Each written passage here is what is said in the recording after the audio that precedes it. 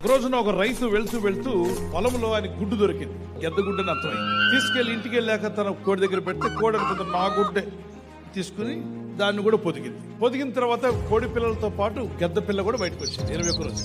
ఈ పిల్లలన్నీ నడుస్తున్నప్పుడు కోడి చెప్తుందట, ఏమే పిల్లలారా జాగ్రత్త, మన ఎత్తు ఎగరలేం, మన ఎత్తు అంతా ఇంతే, కాబట్టి బాగా ఎగరడానికి ప్రయత్నం చేయకండి. రెక్కలున్నాయి కానీ మన రెక్కలు ఆకాశంలో ఎగరడానికి పనికిరావు, మన ఎత్తింతే అంటూ దాని మైండ్ సెట్ అంతా కూడా తల్లి చెప్తున్నట్టుగా ఈ గెద్ద పిల్ల కూడా తల్లితో చూస్తూ నడుస్తూ ఉంది.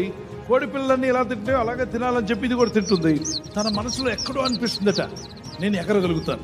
పెరుగుతున్నప్పుడు దాని రెక్కలు పెరుగుతున్నాయి, నేను ఎగరగలనేమో కదా అంటే తల్లి చెప్తాను, నోర్మోయ్ నువ్వు ఎగరలేవన్న సంగతి నాకు తెలుసు. పక్కనున్న పిల్లలన్నీ అన్నాయట, నేను ఎగురుతాను అంటే నువ్వు ఎగరలేవు, మాకు రెక్కలున్నాయి నీకు రెక్కలున్నాయి, మనం ఎప్పుడు ఇంతే. ఆ మైండ్ సెట్ తో ఉండిపోయి, ఆ మైండ్ సెట్ తోనే గెద్ద పిల్ల కూడా ఉండిపోయి. ఒక రోజున ఒక గద్ద ఎగురుతూ గట్టిగా పిలిచిందట, గద్ద పిల్ల నువ్వు నాలా ఎగరగలవు, మా అమ్మ చెప్పింది ఎగరలేనని. అంతే చెప్తుంది, నువ్వు ఎగరగలవు, నువ్వు ఎగరడానికి దేవుడు నిన్ను పుట్టించాడు, నువ్వు పైకి వచ్చే రోజు రాబోతుంది, నువ్వు పైకి ఎగురుతావు, ప్రయత్నం చేయి. లాస్ట్ కి పైకి ఎగిరింది.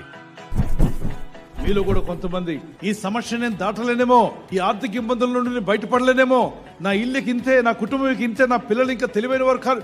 ఆపో, సోఫా సెట్ మార్చకపోయినా, టీవీ సెట్ మార్చకపోయినా, మీ ఇంట్లో జ్యువెలరీ సెట్ మార్చకపోయినా, మీ ఇంట్లో ఉన్నటువంటి ఏ సెట్ మార్చకపోయినా, మైండ్ సెట్ ఒకటి మారితే నువ్వు జయించగలుగుతావు, నువ్వు పైకి వస్తావు, నువ్వు ఫలిస్తావు.